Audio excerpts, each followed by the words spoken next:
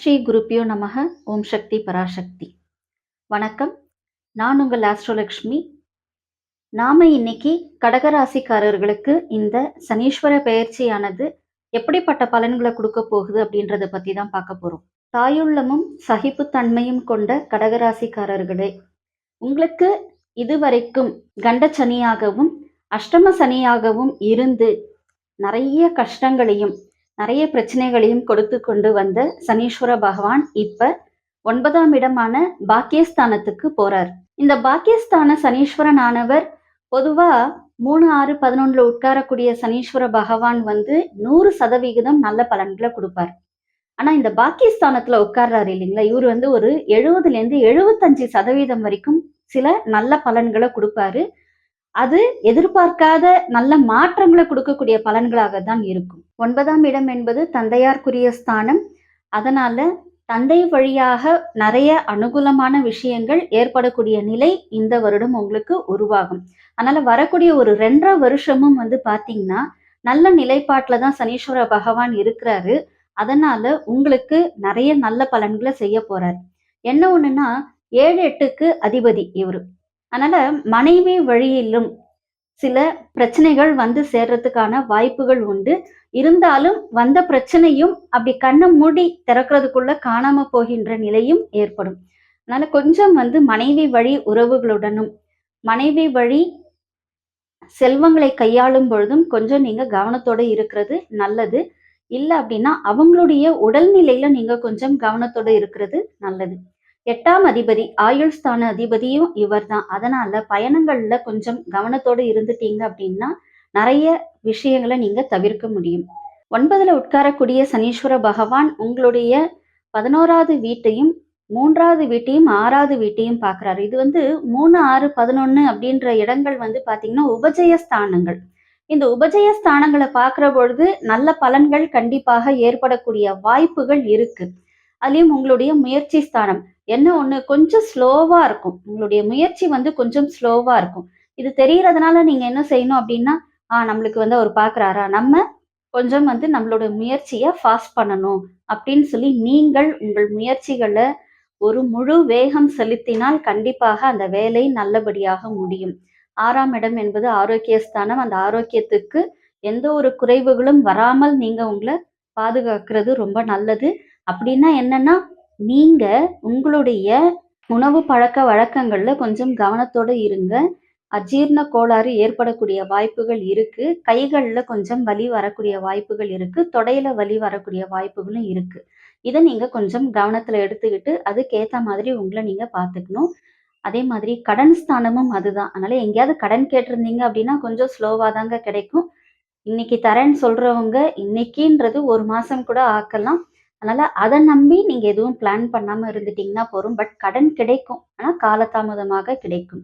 அதே மாதிரி 11வது இடம் என்பது லாபஸ்தானம். இப்ப லாபஸ்தானத்தை பாக்குறாரு இல்லைங்களா, அதனால என்ன செய்றீங்க அப்படின்னா, ஏதாவது பணம் வந்தது அப்படின்னா அதை பிக்சட் டெபாசிட் பண்ணிருங்க. பிக்சட் டெபாசிட் பண்றதுன்றது ரொம்ப நல்லது. நீங்க பேங்க்ல தான் இது எஃப்டி பண்ணணும். வெளியில தனியார் இடத்துலயோ வேற எங்கேயோ இதை நீங்க போய் பண்ணக்கூடாது.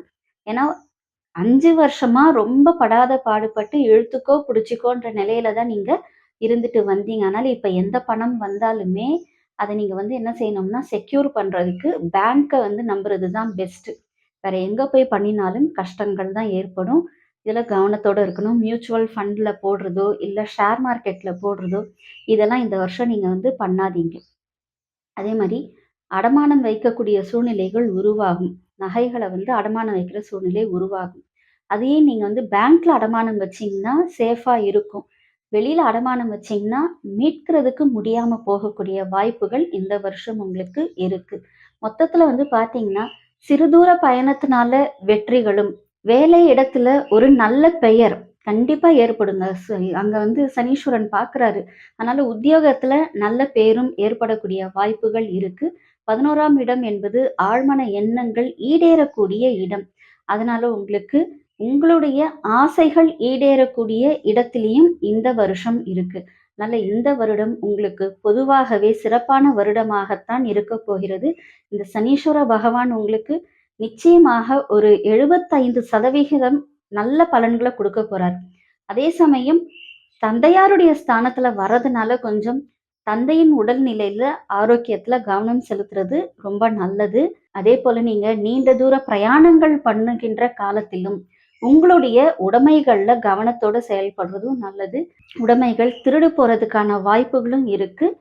நீண்ட தூர பயணங்கள்ல வட இந்திய பக்கம் போகும்பொழுது கவனத்தோட போயிட்டு வர்றது நல்லது. பொதுவாக இந்த வருடம் வட இந்திய பக்கம் யார் வந்து யாத்திரை போனாலும் ரொம்ப கவனத்தோட இருக்கக்கூடிய சூழ்நிலையில தான் இருக்கு. ஏன்னா சனீஸ்வரன் இருக்கிறது மீன ராசியில இருக்கிறாரு. அதனால அது குருவுடைய வீடுன்றதுனால கொஞ்சம் கவனம் எடுக்கிறது ரொம்ப ரொம்ப நல்லது. மாணவர்களுக்கு இது ஒரு நல்ல காலம். இதுவரைக்கும் வந்து எவ்வளோ படிச்சாலும் நல்ல மார்க் வரலன்னு சொல்லி ஃபீல் பண்ணியிருப்பீங்க.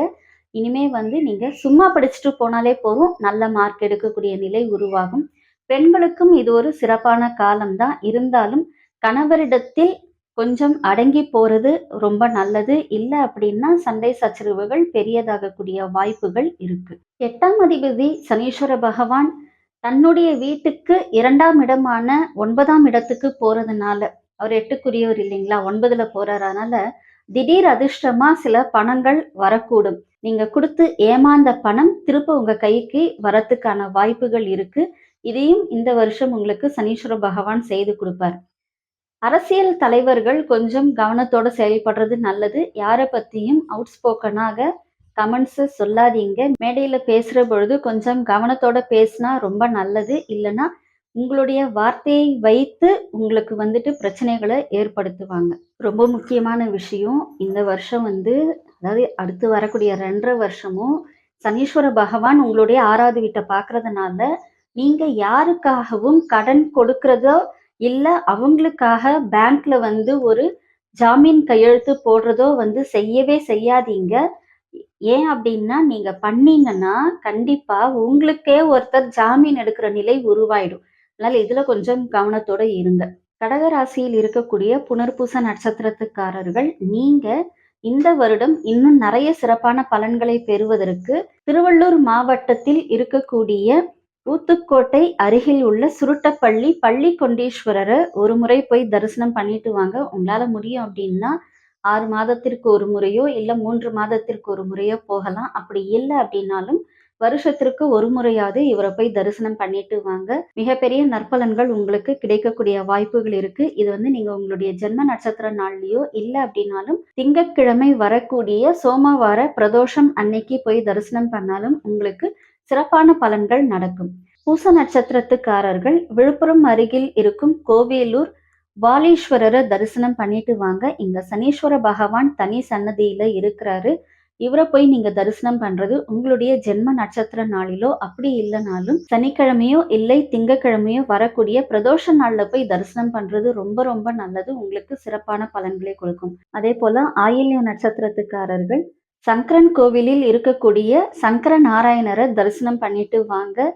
இதையும் நீங்க வந்து உங்களுடைய ஜென்ம நட்சத்திர நாளிலோ, அப்படி இல்ல அப்படின்னாலும் திங்கட்கிழமை பிரதோஷம் வரக்கூடிய சோமவார பிரதோஷ நாளிலோ போய் தரிசனம் செய்தால் உங்களுக்கு நல்ல பலன்கள் கிடைக்கக்கூடிய வாய்ப்புகள் இருக்கு. மொத்தத்துல கடகராசிக்காரர்கள் பாண்டிச்சேரிக்கு பக்கத்துல இருக்கிற மொரட்டாண்டியில் இருக்கும் 27 அடி உயர சனீஸ்வர பகவான் இங்க பஞ்சலோக மூர்த்தியாக காட்சி தருகிறார். அவரை நீங்க தரிசனம் பண்ணலாம். இந்த சனீஸ்வரனுக்கு எதிரில் 54 அடி உயர விநாயகர் இருக்கிறாரு. அதனால இவரை போய் நீங்க தரிசனம் பண்ணிட்டு வர்றதுன்றது இந்த 2 1/2 வருஷமும் உங்களுக்கு அந்த 75% நற்பலன்கள் கொஞ்சம் கூட குறையாம கிடைக்கும் அப்படின்றதுல எந்த ஒரு சந்தேகமும் இல்லை. இந்த வருடம் இதெல்லாம் என்னால பண்ண முடியலைங்க, என்னால எங்கேயுமே போக முடியல அப்படின்னா ரொம்ப சிம்பிள். சான்ஸ்கிரிட்ல கூட கிடையாது, தமிழ்லயே நம்ம வந்து ஸ்லோகம் சொல்றோம். அந்த ஸ்லோகத்தை நீங்க சொல்லிட்டே வந்தீங்கன்னா போரும். நிச்சயமாக சனீஸ்வரனுடைய அருளானது உங்களுடைய வாழ்க்கையில என்றென்றைக்கும் இருக்கும். கண்ணின் மை போன்று கருமை நிறம் கொண்டவனே, சூரியனின் புத்திரனே, யமதர்மனின் சகோதரனே, சாயாதேவியின் வயிற்றில் பிறந்தவனே, மெதுவாக சஞ்சாரம் செய்பவனே, சனீஸ்வர பகவானே உன்னை வணங்குகிறேன். இந்த ஸ்லோகத்தை சொல்லிட்டே வாங்க. உங்களால எத்தனை தரம் ஒரு நாளைக்கு சொல்ல முடியுமோ அத்தனை முறை சொல்லுங்கள். நிச்சயமாக சனீஸ்வர பகவான் தன்னுடைய முழு அருட்கடாட்சத்தையும் உங்களுக்கு வழங்குவார். ஜோதிடம் மற்றும் ஆன்மீகம் சார்ந்த தகவல்களுக்கு இந்த ஆஸ்ட்ரோலக்ஷ்மி சேனலை சப்ஸ்கிரைப் பண்ணுங்க, லைக் பண்ணுங்க, ஷேர் பண்ணுங்க. தனிப்பட்ட முறையில் உங்களுடைய ஜாதகத்தின் பலன்களை தெரிந்து கொள்வதற்கும் பிரசனம் மூலமாக பிரச்சனைகளின் தீர்வுகளை தெரிந்து கொள்வதற்கும் எங்களை தொடர்பு கொள்ளலாம். எல்லாம் வல்ல இறையருளின் துணையாலும் அகிலாண்ட கொடி பிரம்மாண்ட நாயகியின் அருளாலும் உங்கள் இல்லங்களிலும் உள்ளங்களிலும் என்றென்றும் மகிழ்ச்சி நிலைத்திருக்கட்டும். நன்றி.